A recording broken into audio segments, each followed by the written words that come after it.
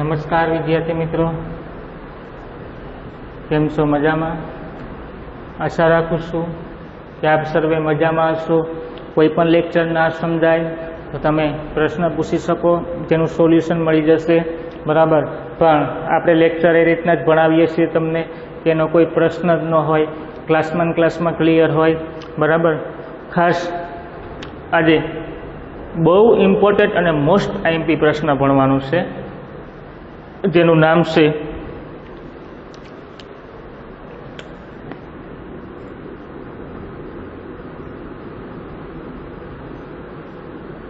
મનુષ્યનું હૃદય. ઇંગ્લિશમાં કહેવાય હ્યુમન હાર્ટ. શું કહેવાય? Human heart. આ મનુષ્યનું હાર્ટ એટલે કે હૃદય. બરાબર, આની આપણે આજે રચના અને બેવડું પરિવહન વિશે માહિતી મેળવવી. ખાસ મારી સાથે દરેક વિદ્યાર્થી આકૃતિ દોરતા શીખવાનું છે. દરેક વિદ્યાર્થી આકૃતિ દોરતા મારી સાથે શીખવાનું છે, તો ખાસ દરેક વિદ્યાર્થીનું આકૃતિમાં ધ્યાન. મારી સાથે દોરતા જાજો.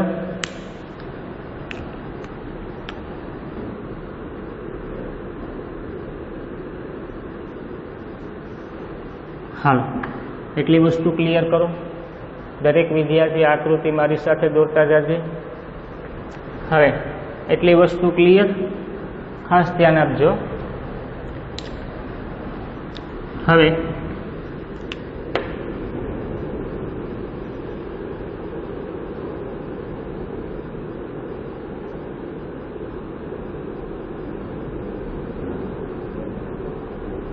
એટલી વસ્તુ બનાવો, ખાસ જોજો. હવે અહીંયા આ રીતના એક રિંગ બનાવો.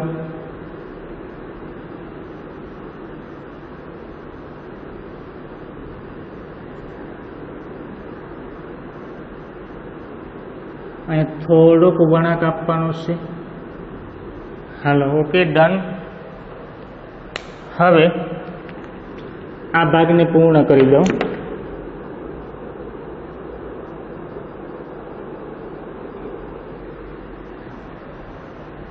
એટલું બનાવી નાખજો મારી સાથે.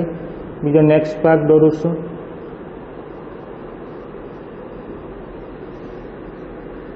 આ ભાગ પણ મારી સાથે દોરજો.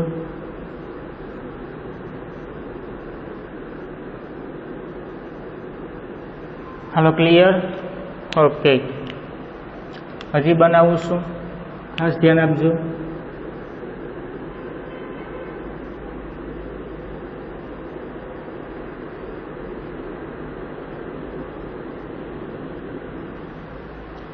હાલો, ક્લિયર? 3 વાલ સુધી આપણે બનાવેલું છે. અહીંયા હજી દોરજો.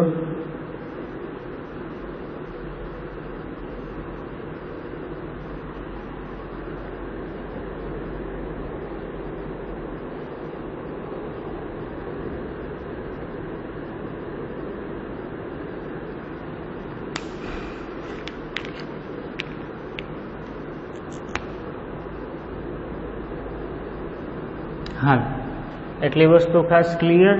દરેક વિદ્યાર્થીનું ખાસ ધ્યાન. આને શું કહેવાય? તો કે મનુષ્યનું હૃદય. દરેક વિદ્યાર્થીને દોરતા ફાવી ગયું? ઓકે, હજી એક વખત ટ્રાય કરાવીશ. એકવાર તો આપણે આગળ દોર્યું હતું એક લેક્ચરમાં, આ ફરીથી દોરું છું. હાલો, મારી સાથે નામ નિર્દેશન કરજો.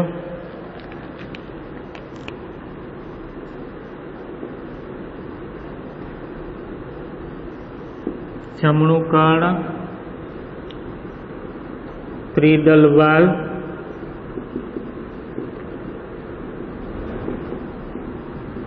જમણું ક્ષેપક. અહીંયા નામ આપું છું. ડાબું કર્ણક,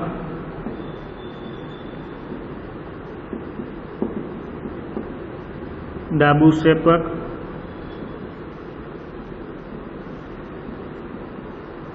દ્વિદલ વાલ. ઉપરના ભાગે લખાવું છું થોડું, અહીંયા ધ્યાન આપજો. આ ભાગ છે અહીં લખી આપું છું, અને મહાધમની કમાન કહેવાય. શું કહેવાય? મહાધમની કમાન. આ ભાગનું નામ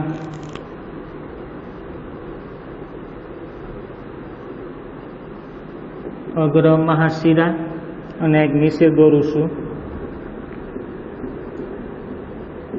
પશ્વ મહાશિરા. ખાસ ધ્યાન આપજો. આ ભાગનું નામ શું? અગ્ર મહાશિરા અને આ ભાગનું નામ પશ્વ મહાશિરા. હવે આ ભાગને કહેવાય જમણી ફુસફુસીય ધમની અને આને કહેવાય જમણી ફુસફુસીય શિરા. આને કહેવાય ડાબી ફુસફુસીય ધમની અને આ બંનેને શું કહેવાય? ડાબી ફુસફુસીય શિરા. આ હૃદયનું નામ નિદર્શન થઈ ગયું. હાલ આપણે હૃદયની રચના ભણીએ.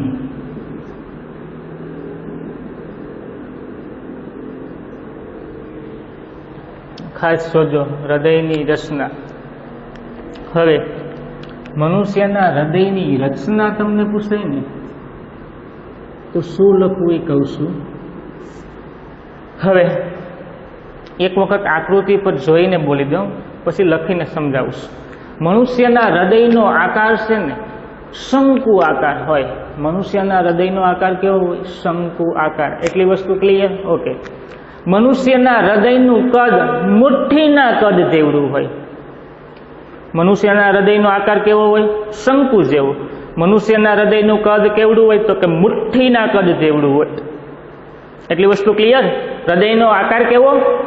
તો કે શંકુ. હૃદયનું કદ કેવડું? તો કે મુઠ્ઠીના કદ જેવડું. બે ટોપિક ક્લિયર? મનુષ્યનું હૃદય ક્યાં આવેલું હોય? જોજો મારી સામે. બરાબર?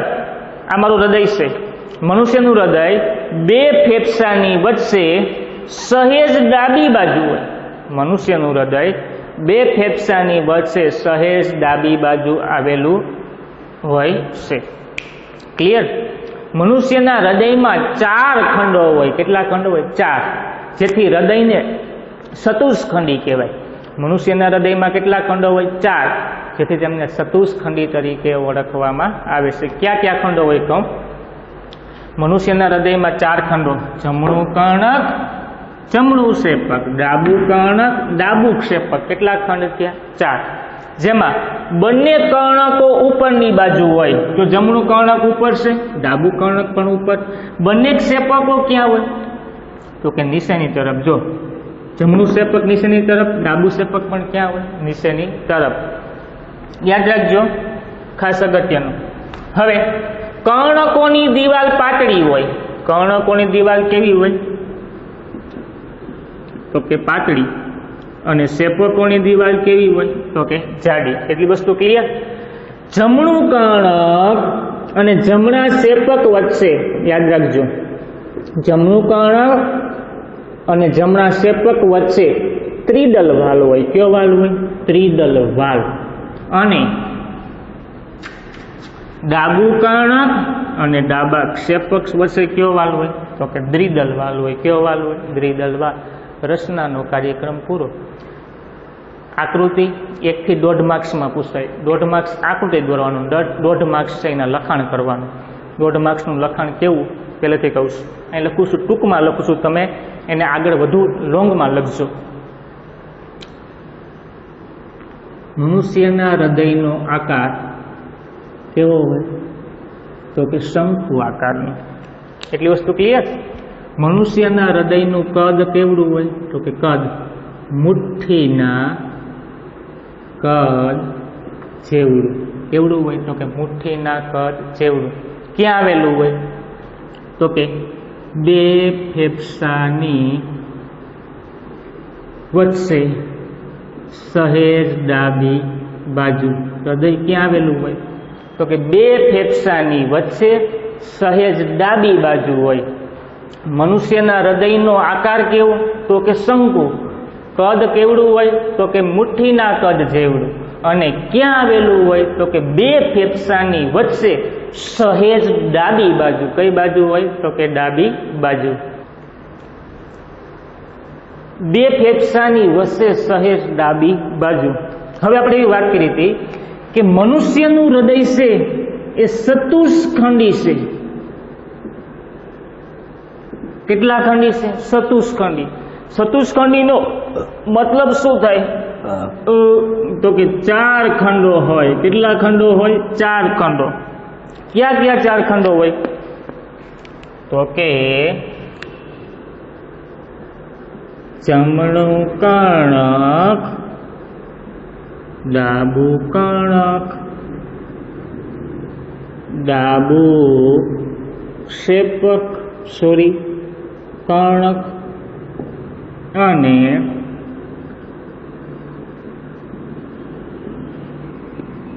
જમણું કર્ણક, ડાબું કર્ણક, જમણું ક્ષેપક. બરાબર હતું ભાઈ?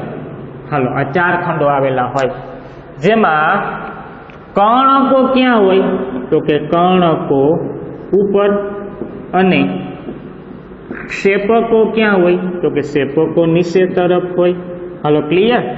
કર્ણકો ક્યાં હોય? ઉપર, અને ક્ષેપકો ક્યાં હોય? તો કે નીચે તરફ. કર્ણકોની દિવાલ કેવી હોય? તો કે પાતળી હોય. ક્ષેપકોની દિવાલ કેવી હોય? તો કે જાડી હોય.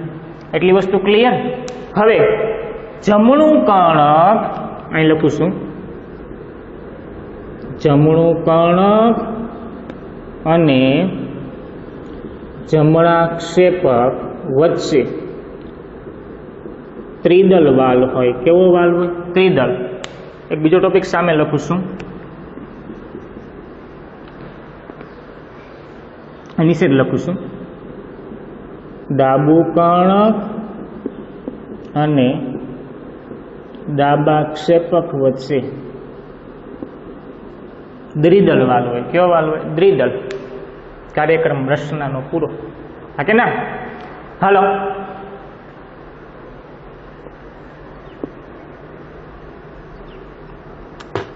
ફરીથી જો, મનુષ્યનું હૃદય, હ્યુમન હાર્ટ. મનુષ્યનું હૃદય નામ શું? તો કે હ્યુમન હાર્ટ. ફરીથી ધ્યાન રાખજો, મનુષ્યના હૃદયનો આકાર કેવો? શંકુ આકાર. પહેલો પોઈન્ટ ક્લિયર? ક્લાસમાં લેક્ચર પૂરો કરજો. અહીંયા તમને આને યાદ જ પૂરું કમ્પ્લીટ, અને નો જોવ તો આવડી જાય. મનુષ્યનું હૃદય કેવા આકારનું હોય? શંકુ આકારનું. મનુષ્યના હૃદયનું કદ કેવડું? તો કે મુઠ્ઠીના કદ જેવડું. કેવડું હોય? મુઠ્ઠીના કદ જેવડું. મનુષ્યનું હૃદય ક્યાં આવેલું હોય?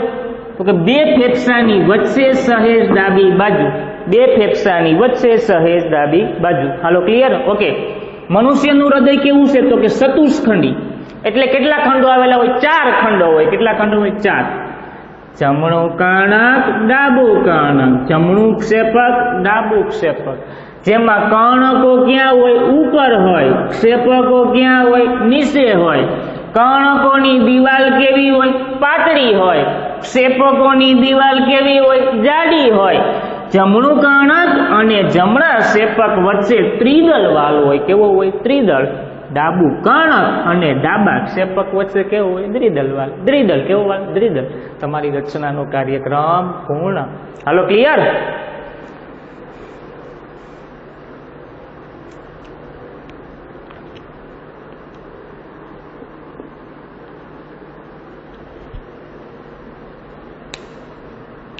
હવે તમને બેવડું પરિવહન સમજાવું.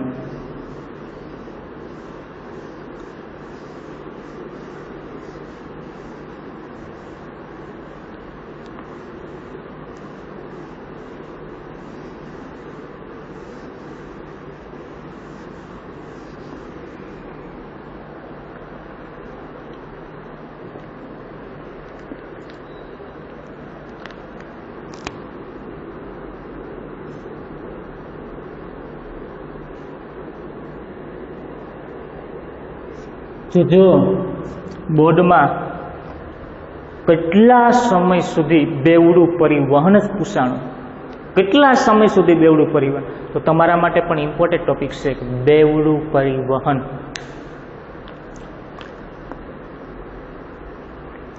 એક વસ્તુ માઇન્ડમાં નાખી દીધી હું કહું બેવડા પરિવહનમાં,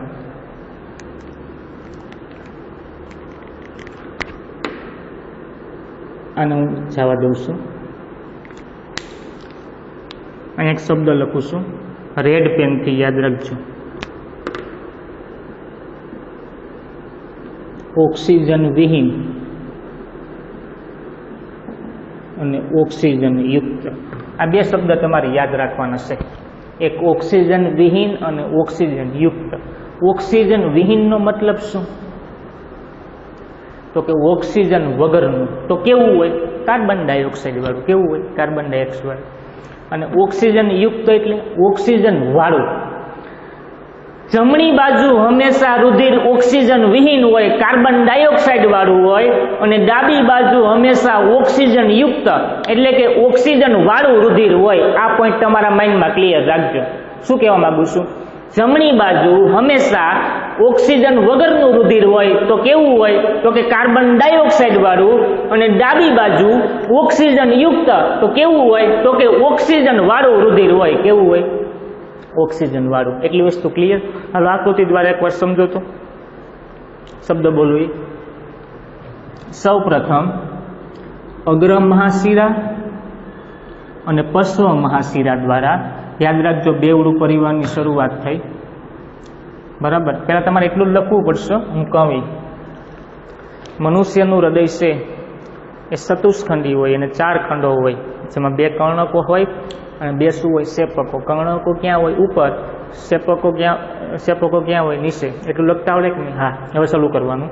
સૌ પ્રથમ અગ્ર મહાશિરા અને પશ્વ મહાશિરા દ્વારા, સૌ પ્રથમ અગ્ર મહાશિરા અને પશ્વ મહાશિરા દ્વારા શરીરના વિભિન્ન અંગોમાંથી, જોજો હું બોલું લખતા જઈજો, એનું કારણ કહું છું કે હું એટલું બધું આ બોર્ડમાં લખી નહીં શકું, કારણ કે બોર્ડમાં જગ્યા નથી. એટલા માટે તમારે આને લખવું પડશે. હું બોલું એમ. સૌ પ્રથમ અગ્ર મહાશિરા અને પશ્વ મહાશિરા દ્વારા શરીરના વિભિન્ન અંગોમાંથી ઓક્સિજન વિહીન રુધિર. સૌ પ્રથમ અગ્ર મહાશિરા અને પશ્વ મહાશિરા દ્વારા શરીરના વિભિન્ન અંગોમાંથી ઓક્સિજન વિહીન રુધિર જમણા કર્ણકમાં આવે. ક્યાં આવે? જમણા કર્ણકમાં. જમણા કર્ણકમાંથી ઓક્સિજન વિહીન રુધિર ત્રિદલ વાલ દ્વારા જમણા ક્ષેપકમાં આવે. ક્યાં આવે? જમણા ક્ષેપકમાં. જમણા ક્ષેપકમાંથી ઓક્સિજન વિહીન રુધિર ફુસ્ફુસીય ધમની મારફતે અહીં ફેફસા હોય, ફેફસામાં જાય. ક્યાં જાય? ફેફસામાં. કેવું રુધિર? ઓક્સિજન વિહીન.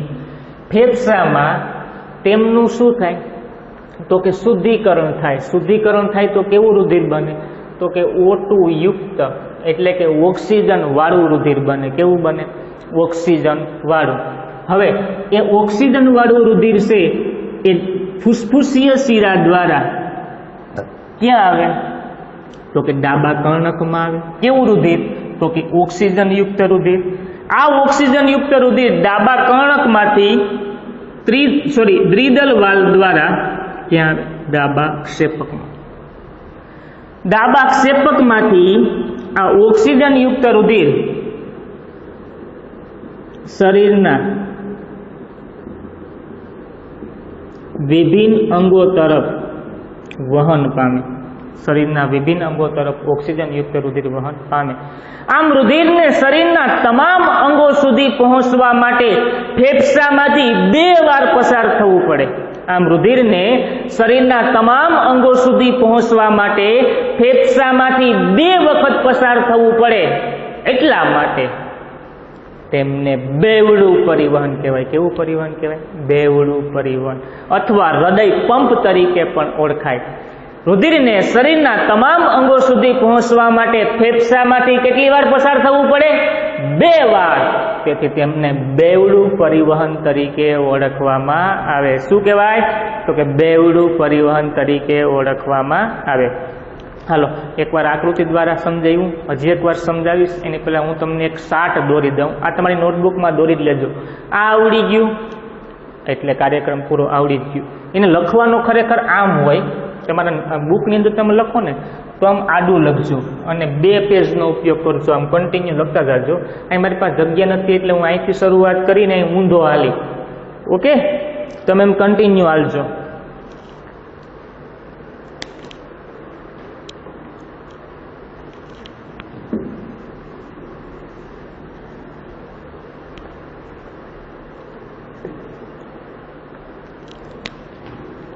અહીં લખું છું બેવડું પરિવહન. હાલો અહીં લખવાનું અગ્ર મહાશિરા અને પશ્વ મહાશિરા દ્વારા કેવું રુધિર હતું એ લખવાનું ઓક્સિજન વિહીન. અગ્ર મહાશિરા અને પશ્વ મહાશિરા દ્વારા ઓક્સિજન વિહીન રુધિર બરાબર શરીરના વિભિન્ન અંગોમાંથી બરાબર ક્યાં આવે તો કે જમણા કર્ણકમાં આવે.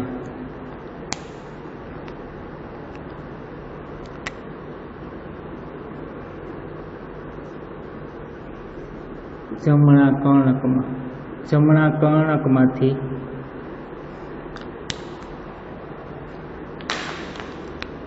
ઓક્સિજન વિહીન રુધિર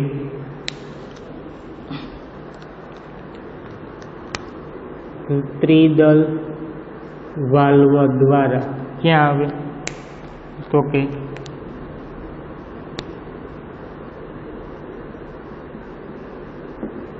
જમણા ક્ષેપકમાં આવે. ક્યાં આવે જમણા ક્ષેપકમાં. જમણા ક્ષેપકમાંથી ઓક્સિજન વિહીન રુધિર અહીં લખું છું ફુસફુસિયા ધમની દ્વારા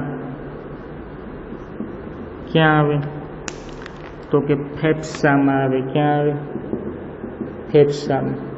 ફેફસામાં આ રુધિરનું શું થાય તો કે ફેફસામાં આ રુધિરનું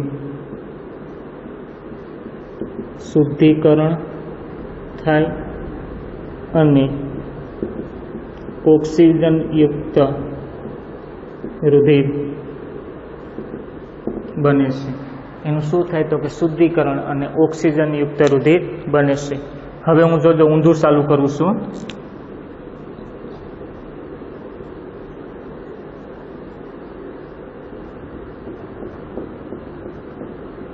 અહીં જોજો દરેક વિદ્યાર્થી હવે કેવું રુધિર થઈ ગયું તો કે ઓક્સિજન યુક્ત રુધિર કોના દ્વારા આવે તો કે ફુસફુસીય શિરા દ્વારા. ફુસફુસીય શિરા દ્વારા ક્યાં જાય તો કે ડાબા કર્ણકમાં જાય. ડાબા કર્ણકમાંથી ઓક્સિજન યુક્ત રુધિર દ્વિદલ વાલ્વ દ્વારા ડાબા ક્ષેપકમાં જાય. ડાબા ક્ષેપકમાંથી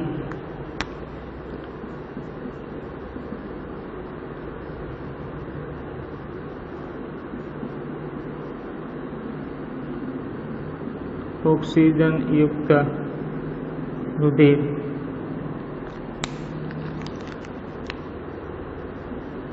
શરીરના વિવિધ અંગો તરફ જાય. આમ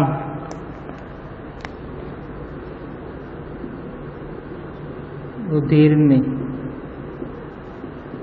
શરીરના તમામ અંગો સુધી પહોંચવા માટે ફેફસામાંથી 2 વાર પસાર થવું પડે. કેટલી વાર પસાર થવું પડે 2 વાર. એટલા માટે હૃદયને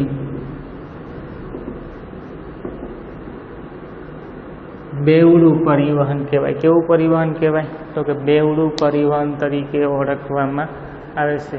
આ દોરી લેજો તમારા નોટબુકની અંદર. ફરીથી કરાવું છું બરાબર. બેવડું પરિવહન સૌ પ્રથમ અગ્ર મહાશિરા અને પશ્વ મહાશિરા દ્વારા શરીરના વિભિન્ન અંગોમાંથી ઓક્સિજન વિહીન રુધિર ક્યાં આવે? તો કે જમણા કર્ણકમાં. જમણા કર્ણકમાંથી ઓક્સિજન વિહીન રુધિર ત્રિદલ વાલ્વ દ્વારા ક્યાં આવે? જમણા ક્ષેપકમાં. જમણા ક્ષેપકમાંથી ઓક્સિજન વિહીન રુધિર ફુસ્ફુસીય ધમની દ્વારા ક્યાં આવે? તો કે ફેફસામાં આવે. ફેફસામાં તેનું શું થાય? તો કે શુદ્ધિકરણ. અને કેવું રુધિર બને? તો કે ઓક્સિજનયુક્ત રુધિર. આ ઓક્સિજનયુક્ત રુધિર ફુસ્ફુસીય શિરા દ્વારા ક્યાં જાય? તો કે ડાબા કર્ણકમાં. ડાબા કર્ણકમાંથી ઓક્સિજનયુક્ત રુધિર દ્વિદલ વાલ્વ દ્વારા ક્યાં જાય? તો કે ડાબા ક્ષેપકમાં. ડાબા ક્ષેપકમાંથી ઓક્સિજનયુક્ત રુધિર ક્યાં જાય? તો કે શરીરના વિવિધ અંગો તરફ. ક્યાં જાય? તો કે શરીરના વિવિધ અંગો તરફ. આમ રુધિરને શરીરના તમામ અંગો સુધી પહોંચવા માટે ફેફસામાંથી કેટલી વાર પસાર થવું પડે? તો કે 2 વખત પસાર થવું પડે. કેટલી વાર પસાર થવું પડે? 2 વાર. એટલા માટે તેમને બેવડું પરિવહન કહેવાય. કેવું પરિવહન કહેવાય? તો કે બેવડું પરિવહન તરીકે ઓળખવામાં આવે છે. બેવડું પરિવહન હજી એક વખત સમજો આકૃતિ દ્વારા.